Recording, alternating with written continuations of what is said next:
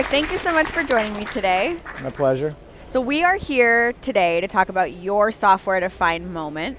As a technologist, when you stopped thinking hardware, started thinking software first. Right. I'll confess my my hardware past, and this is the first time I'm really doing it on camera, so I have to say that... I'm honored. Well, you know, just be gentle with me. It's my first time. Okay. Go ahead. Right. I was a hardware guy for pretty much my whole career, and this is many, sort of mid-sized Silicon Valley companies, and then, a number of startup companies, and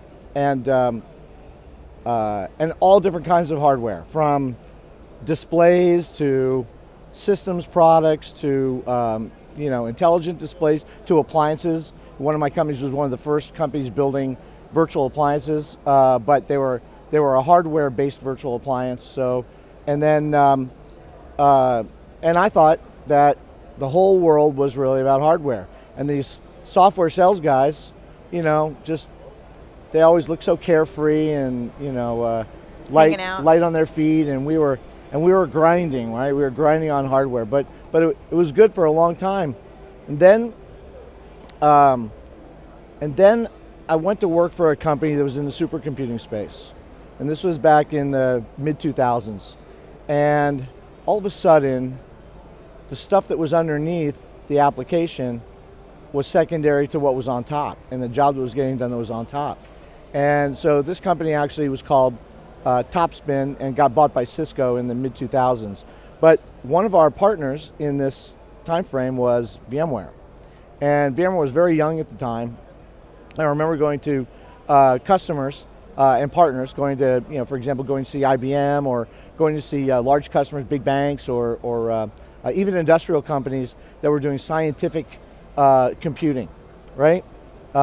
Ferrari or Airbus or oil and gas companies.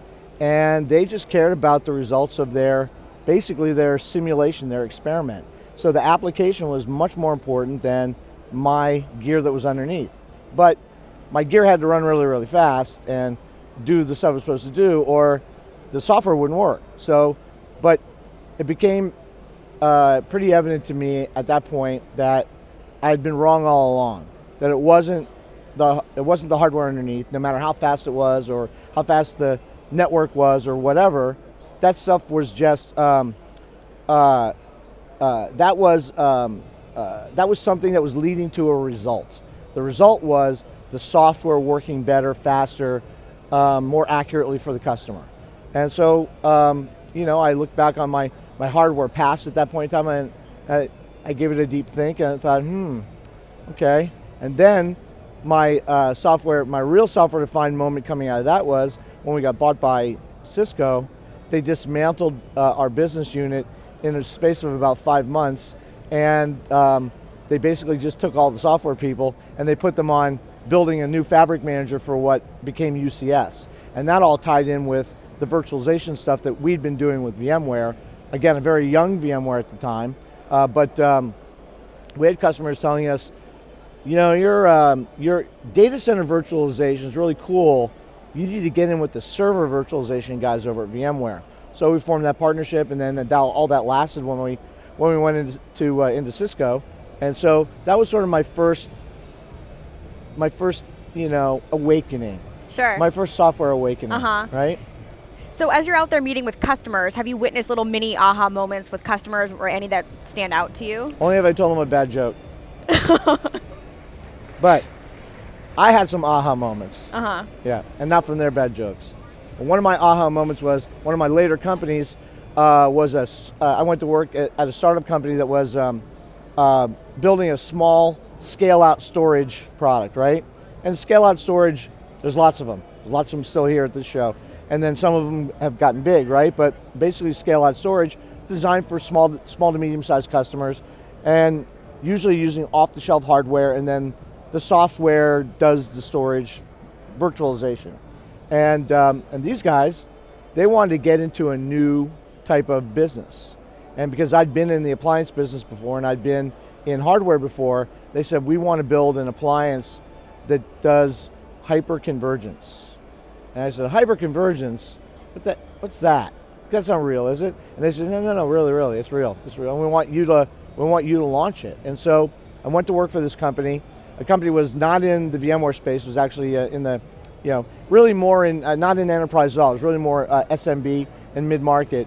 And their fabric was based on KVM. But it was hyperconverged nonetheless. And so it was a stack of off-the-shelf gear, and software was managing the entire thing. Storage, server, network, everything was being managed basically from from a console, from a set of tools. And so my aha moment was when I went out and started talking to customers about this, and I said, this is the latest in hyperconverged. And you know what customers would say to me? You made that up.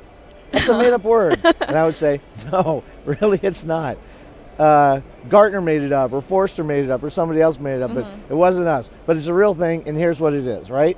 And now here we are today, and I think, fast forwarding to where we are here in the industry and where I am in my career, HyTrust is a very strong VMware partner for 10 years.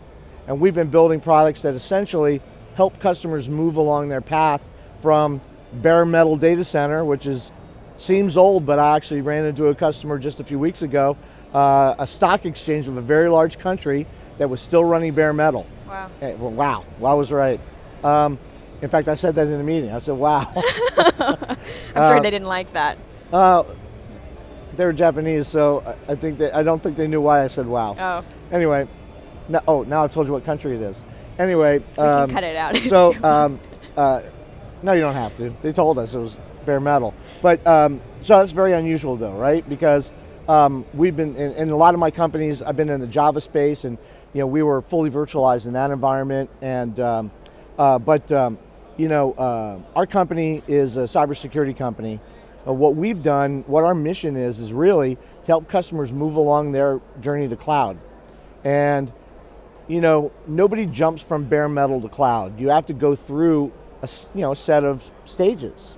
Just like as a psychologist of VM, you're taking me through my stages. Right. They have to go through stages, and the stages they have to move from bare metal. They have to move to virtualization, and the next step is really software-defined data center or private cloud, and then they move into probably hybrid, and somewhere down the line, we'll all be in public clouds, but they'll be secured with different kinds of technologies. Well, our technology wraps around the vSphere and NSX environment and basically fills in security and compliance gaps that allow the customer to feel comfortable they can move along that journey.